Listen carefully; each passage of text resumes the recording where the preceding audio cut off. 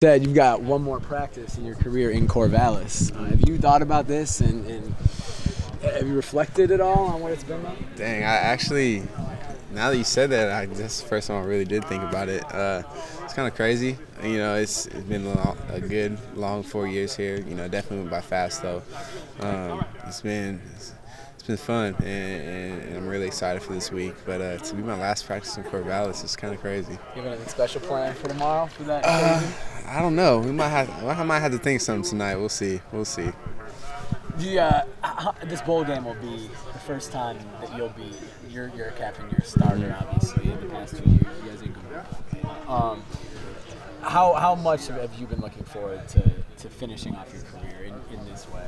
Oh man, since the end of the last game last season, you know, it was after last season it hurt. You know, going 3-9, not being able to play in the postseason. You know, definitely brought a lot of anger and wanted to use that anger on something else. And so I basically use it on training, you know, just getting myself right, trying to, bring teammates along with me, you know, just to be like, let's go, let's do this, because we felt, last year we had enough talent we shouldn't have been 3-9. And so, this offseason we really hit it hard, and, definitely paid off. We're going to a good bowl game, and we're heading in the right direction with this program. You guys, before the season, talked about doing this, and I asked Marcus this. He said, did you feel validated, I guess, now that you're here when nobody believed that this was going to happen except seemingly you guys? Do you guys feel validated now? We felt, like exactly what you said, nobody believed in us, and so we kind of just took it as, why not to be us? Why not to be, we believe, you guys, like, we had a team meeting, and we just like, how do you want to end this season? Like, what do you want to do, and what are you going to do about it? And so, we believed in ourselves, and knowing that nobody else believed in us outside of our program, and we kind of just used that underdog mentality the whole season. We were underdogs, damn near every game this season, and so we use that as motivation, and that's why we're at where we're at right now.